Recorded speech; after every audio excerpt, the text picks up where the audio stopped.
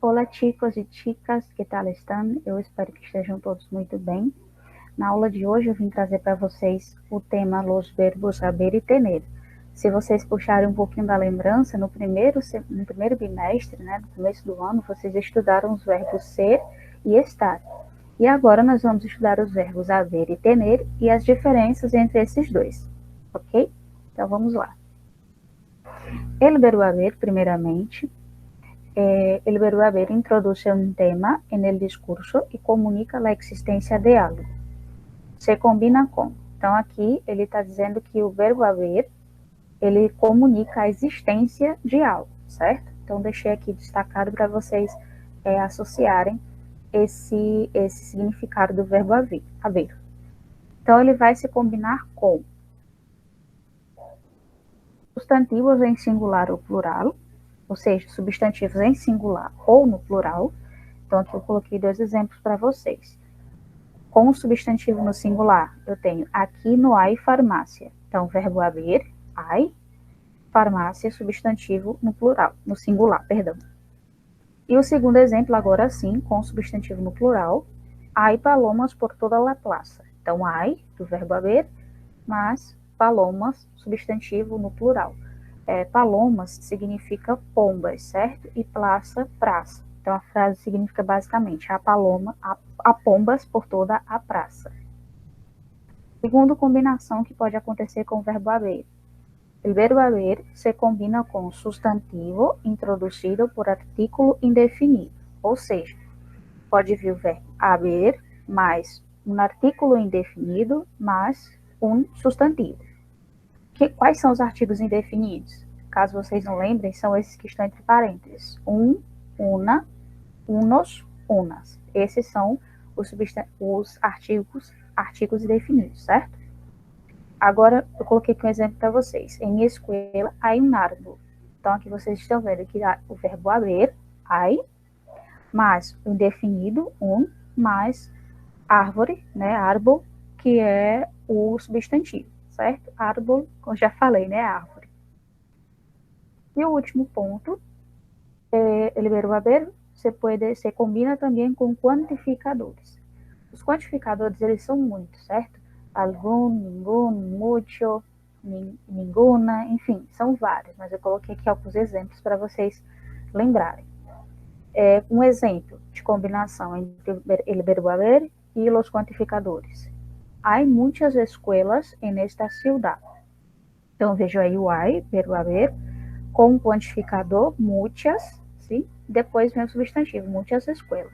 Então, esse é mais um exemplo de combinação do verbo haber. Então, eu coloquei aqui esses exemplos para que vocês possam identificar, né, como que o verbo haber ele vai vir em algumas frases. Ele pode vir em algumas frases. Mais uma informação. No suele ir precedidos de artículo definido, ya que la idea que se expresa mediante el uso de haber es de indeterminación. Então, importante. Nas frases que utilizam o verbo haber, você não vai encontrar um artigo definido. Quais são os artigos definidos? El, la, los e las, que em português seriam o, a, os e as, certo? Esses artigos definidos, eles não virão junto com o verbo haber. Por quê? Porque o verbo haber, ele nos dá a ideia de indeterminação. Então, se eu não tenho nada determinado, eu vou utilizar o artigo indefinido, certo? Agora, o verbo tener. O verbo tener se usa com o sentido de possuir uma ou várias coisas. Então, o que a gente vai lembrar aqui? O verbo tener, basicamente, ele vai ter o sentido de possuir, certo? Então, a pessoa vai possuir uma ou várias coisas. Esse é o sentido principal.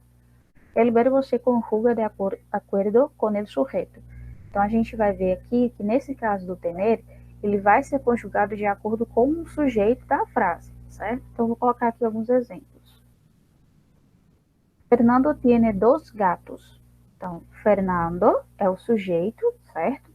E aí eu tenho o verbo tener. Como eu tenho o verbo tener e eu tenho um sujeito, eu vou fazer a conjugação desse verbo de acordo com o sujeito que eu tiver.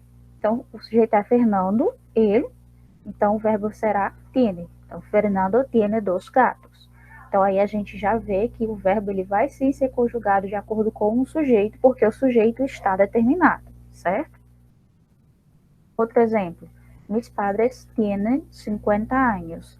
Aqui eu vou ter mis padres, que são o sujeito da oração, e eu vou ter o verbo tener conjugado de acordo com esse sujeito, que são ellos. Então, mis padres tienen 50 años. Os verbos haver e tener, continuando, a gente vai ver agora a diferença com os dois, certo? Um ao lado do outro. Então, haver se usa quando a oração não tem sujeito gramatical, ou seja, ao contrário do verbo tener, certo? No haver, eu não vou ter um sujeito na oração. Então, ele não vai ter uma conjugação de acordo com o sujeito. É ao contrário do que a gente acabou de ver no tener. Segundo ponto. Se usado para expressar existência, el verbo no va al plural. Então, quando eu estou usando o haver para indicar a existência de alguma coisa, eu não vou passar esse verbo para o plural, certo? Ele vai permanecer no singular. Então, coloquei aqui um exemplo com o verbo haver. Aqui, hay muchos perros en la calle. Então, há muitos cachorros na rua. Então, o que nós vemos aqui? Eu tenho uma oração que não tem sujeito, certo? Não há sujeito nessa oração. Que hay muchos perros. Donde? En la calle. Então, não tem um sujeito na oração, certo? Então, essa é a primeira característica do verbo haver. Segundo ponto que a gente colocou aqui, ele não vai passar para o plural, porque nessa frase ele está indicando a existência de muitos cachorros na rua. Então, ele vai permanecer no seu formato singular. Hay muchos perros en la calle, ok? Tener agora, para a gente ver melhor as diferenças. O tener, ele se usa quando o sujeito está explícito em la oração, ou podemos saberlo por la terminação del verbo. Então, ele já é o oposto do haver, porque o tener, ele vai ter um sujeito na oração, e ele vai estar de acordo, vai ser conjugado de acordo com esse sujeito, certo?